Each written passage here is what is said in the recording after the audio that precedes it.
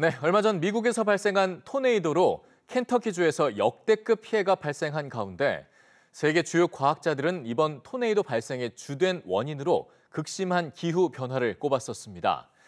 기후 변화로 인한 재난적 날씨가 이제는 도심 한복판까지 영향을 미칠 수 있다는 전망이 나오는데요. 글로벌 뉴스 브리핑에서 자세히 살펴보겠습니다. 자, 길금희 기자, 어서 오시죠. 안녕하세요. 네, 자 이게 도대체 무슨 얘기입니까?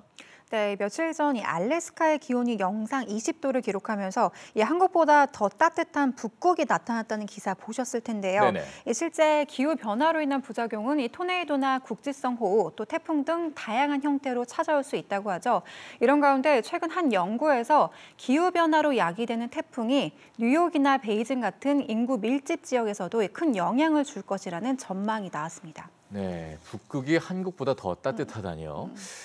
일단은 이런 상황 때문에 예전처럼 이제 뭐 산간 지역이라든가 해안 지역에서 발생했던 그런 태풍이 이제는 어느 곳에서든 심지어는 도심에서도 발생해서 피해를 줄 수 있다는 얘기 아니겠습니까? 그렇습니다. 이 네이처 지오사이언스에 게재된 연구 보고에 따르면요, 이런 기후 변화가 태풍을 만들어내는 열대성 저기압 범위를 확장시켜서 지금까지 태풍이 도달하지 않았던 뉴욕과 베이징, 보스턴 등의 도심 지역을 크게 강타할 수 있다는 건데요.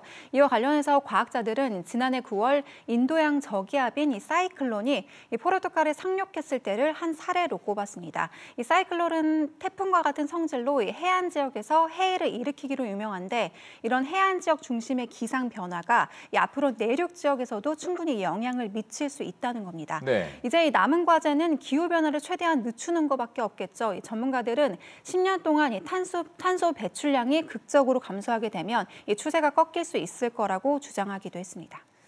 네, 뭐 환경을 지키기 위한 노력, 이제는 필수라는 말이 더 아무리 강조해도 지나침이 없는 말입니다. 자, 다음 소식입니다. 인종차별에 대해서 관심이 깊은 사람이라면 누구든 알 수 있을 만한 인물이 되겠죠. 흑인 인권 운동의 선구자라고 볼 수 있습니다. 데즈먼드 투투 대주교가 지난 26일 우리 곁을 떠났는데 많은 사람들의 추모가 이어지고 있어요.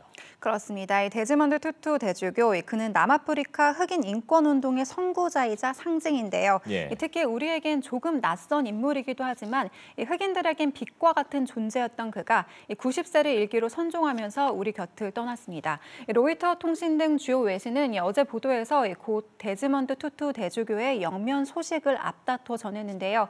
장례식을 이틀 앞둔 어제 케이프타운의 세인트 조지 성공회 대성당엔 그의 시신이 안치됐고 오늘까지 그는 국민들과 작별 인사를 나누게 됩니다.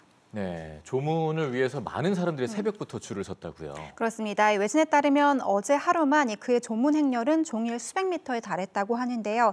이 남아프리카 공화국의 인종차별 정책이죠. 일명 이 아파르트 헤이트에 맞서 평생을 쌓은 공로로 그는 지난 1984년 노벨 평화상을 수상하기도 했습니다.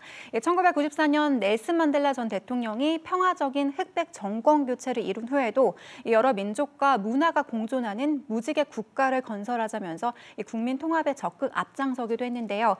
전 세계에 많은 희망을 심어준 그의 노력이 결코 헛되지 않도록 미래 세대가 잘 지켜나가야겠습니다. 네, 데즈먼드 투투 그가 남긴 의미 우리가 모두 기억해야겠습니다.